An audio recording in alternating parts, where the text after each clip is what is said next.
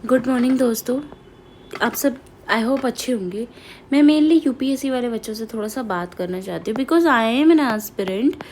तो मैं थोड़ा सा आपसे डिटेल में बात करना चाहती हूँ इस बारे में। देखिए, मेरा एग्ज़ाम तो नहीं था, ठीक है, 26 वाला मैंने स्किप किया था, ठीक है। अब लक बोल लीजिए, कुछ भी बोल लीजिए, मैंने स्किप किया, बट मैंने देखा तो क्वेश्चन।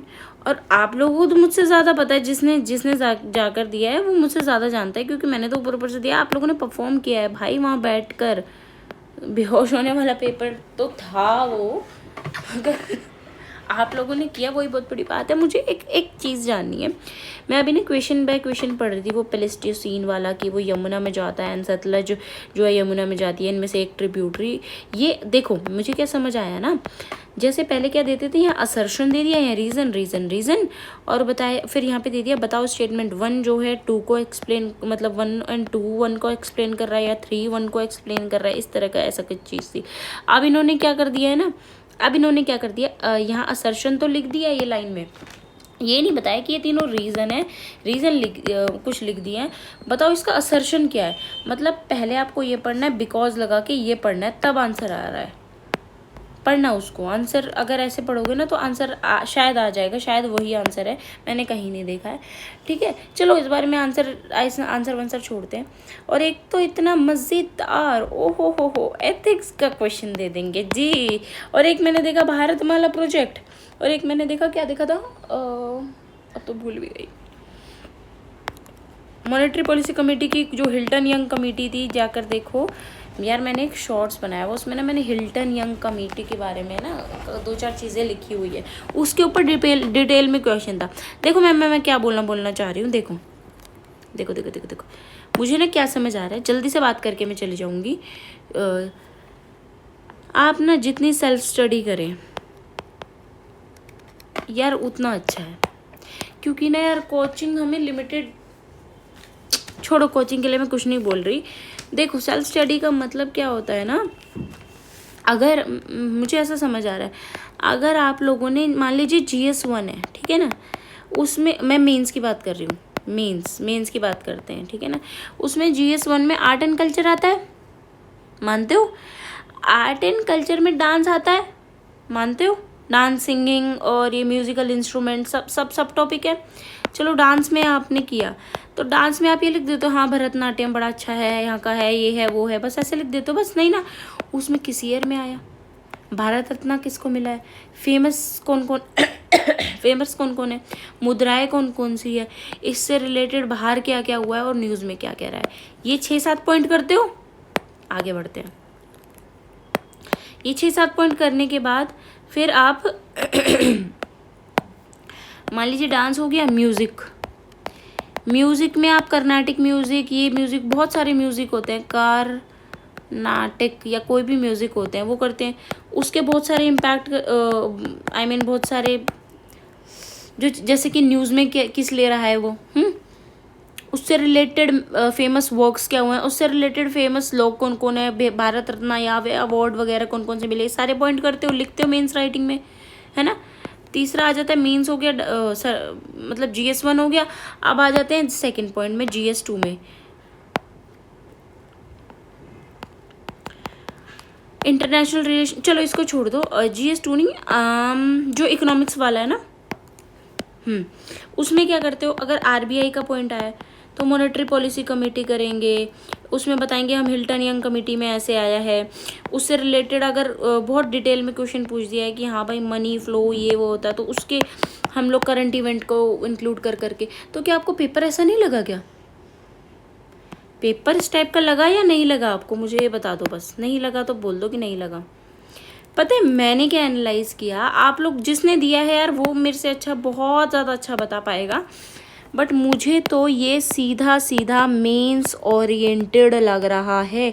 मेंस ओरिएंटेड मतलब अगर आपने बहुत डिटेल में मेंस की चीज़ें अच्छे से की है और उसको 3-3 4-4 5-5 6-6 बार रिवाइज किया है, तो आप इसको कर जाएंगे।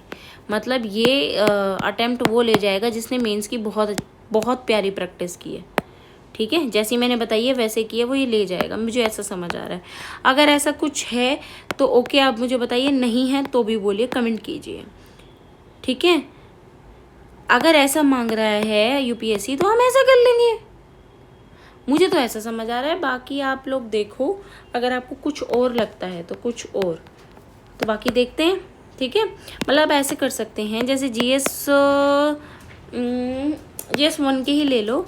आपके पास GS 1 के ये 20 टॉपिक है, 20 मतलब जो ऑफिशियल सिलेबस है उसमें ये लाइन लिखी हुई है, उस लाइन में 4 से 5 टॉपिक हैं एक लाइन में।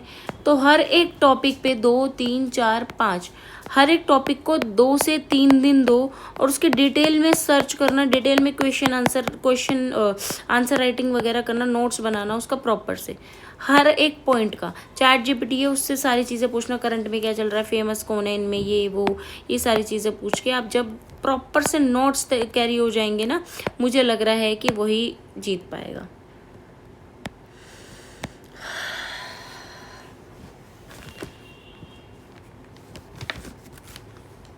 बाकी देखते हैं क्या होता है, ठीक है। मुझे यही समझ आ रहा है। मैं देखो, जिनका भी एग्ज़ाम था ना, मान लो आपने एक बहुत बड़ी बैटल जंग लड़ी है, भाई साहब बेहोश हो जाते हैं अच्छे वाले। कुछ सेंटर पे CSAT एग्जाम ही नहीं देने गए, और भगवान ना करे उनके साथ ऐसा हो कि भाई साहब GS की क्लियर कर रहे हो, कट ऑफ मान के चलो इतनी भी चली गई जनरल की, आप अगर इतने भी आ रहे होंगे आपके, आप तो गए। खैर उन्हें कॉन्फिडेंस होगा कि मैं 20-30 नंबर ही ला पाऊंगा, तभी हो सकता है वो भागे हैं। कुछ भागते हुए देखे हैं मैंने, मतलब सुने हैं, मतलब ऐसा सुनने में आए जो थे ना, एक दो ने बताया मुझे। तो देखो दोस्तों, मुझे बताओ कुछ ऐसा था क्या? एग्ज़ाम वॉज टफ था, मॉडरेट टू टफ बता रहे हैं। मॉडरेट इसलिए कह रहे हैं क्योंकि 4-5 क्वेश्चन ना थोड़े थे ठीक से दिए हुए थे, तो मॉडरेट टू टफ बता रहे हैं। आप लोगों का क्या कहना है मुझे बताइए कि पेपर कैसा था, मैं ये जानने आई हूँ। और मुझे तो ये बताइए, मेंस ओरिएंटेड पढ़ाई करनी चाहिए या नहीं, ठीक है। अब देखो, इंस्टीट्यूट का जाके देख के कोई फ़ायदा नहीं है यार, मैं सही बता रही हूँ यार, नहीं फ़ायदा नहीं है। और एक चीज़ प्लीज़, जो ये चला है ना, मैं नाम नहीं ले सकती यार, मतलब मैं एग्जांपल दे देती हूँ ना, जो ये चला है, स्टेटमेंट पढ़ो, एक्सट्रीम वर्ड निकालो, स्टेटमेंट पढ़ो, ओनली निकालो, स्टेटमेंट पढ़ो, एंड निकालो, स्टेटमेंट पढ़ो, 4 हैं, 1 2 3 4, 4 का 2, 1 2 3 4 5 6, 1 2 3 4 5 6, 6 का 3। यार तुम IAS बना रहे हो या फिर पाया? और 25 के लिए क्रेजी नहीं है, 4 का 2, 6 का 3, समझ रहे हो किसकी बात कर रही हूँ मैं? कहा एक की बात नहीं कर रही हूँ, एक ने ये ट्रेंड चलाया और सबने ये फॉलो किया है। यूपीएससी नहीं करेगी तो कौन करेगा? ये इनकी वजह से ही हुआ है ये, मानो ना मानो। 4 का 2 ले लो, 6 का 3 ले लो, सब्जी मंडी चल रही है, 5 का 3 ले लो। मैं गलत बोल रही हूँ, सही बोल रही हूँ, शायद ही गलत होगा। मेरे को डाटा ऐसे ना मुझे कभी याद किया ना मुझे याद करना है ये क्या।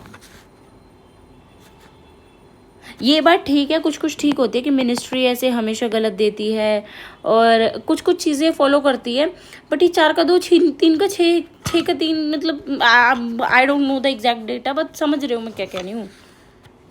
इन लोगों ने भाई साहब प्रोग्राम ही चला दिया, और प्रोग्राम की कीमत इसके आसपास है। 3 का 6, 6 का पढ़ाने के लिए, और बच्चे ले रहे हैं। तो कंपटीशन यार, वो नहीं बढ़ाएंगे तो क्या करेंगे? वो यही देखेंगे यार, साला सीधा देखो कि मेंस के लायक कौन है। मुझे तो यही समझ आ रहा है। बाकी अगर मैं गलत हूँ ना तो बोलो मैडम बिल्कुल गलत हो आप, ठीक है। मैं कुछ नहीं बताऊंगी मैंने क्या किया है क्या नहीं किया है, कि कौन सा अटेम्प्ट क्या दिया है, कौन से क्या कहाँ पहुँची हूँ, मैं नहीं बोलूँगी। जितने नेगेटिव अगर आप कमेंट कर सकते हैं कि हाँ ये वो, मुझे यही रीज़न लग रहा है, ये जो मैंने बताया ना, इनकी वजह से। तुम्हें क्या लगता है क्या यार, यूपीएससी के जो इतने बड़े बड़े ऑफिसर्स लगे हुए हैं वो क्या यूट्यूब नहीं चलाते? वो क्या ये तुम्हें पता है इंस्टाग्राम में मीम देखा मैंने, मेरा एग्जाम नहीं था तो वही इंस्टाग्राम स्क्रॉलिंग वगैरह चल रही थी, एकदम से मीम आया, भाई यूपीएससी के लिए रेडी है, मतलब ये लड़का बोलता भाई यूपीएससी के लिए रेडी है, ये बोलता हाँ फुल ऑन रेडी हूँ ब्रो। ये बोलता अच्छा कैसे रेडी है बता, चल पूछूं, बोल रहा पूछ ले जो मर्जी। कहता 4 का 2, 6 का 3, 5 का 4, पता नहीं ऐसी कुछ करके उसने बोला। कहता भाई तू तो पास है। आई वॉज लाइक भाई ये क्या हो रहा है? तो क्या यूपीएससी नहीं देख रही आपके 6 के 3? तो भैया 6 के 3 छोड़ दो, है ना, ये तुक्काफिकेशन छोड़ दो, मेंस ओरिएंटेड पढ़ाई करते हैं। बाकी तो शायद मुझे नहीं पता, देखो मैं ज़्यादा ज्ञान देने नहीं आई हूँ, मैं बस इतना बोला हूँ, मुझे ऐसा नज़र आ रहा है।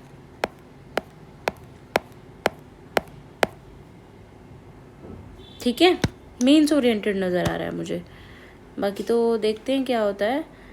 ओके चलिए बात बंद करते हैं यहाँ पर, फिर मुझे ही शुरू हो जाएंगे तुम्हें कुछ पता है उन सर के बारे में, कैसे बोल सकती हो, हमारी गुरु है, देवता है, भाई ऐसे आ जाएंगे लोग बोलने, इसलिए हाथ जुड़वाओ। आई एम सॉरी आपके गुरु को मैंने कुछ बोला हो, और मैंने नाम तक नहीं लिया है।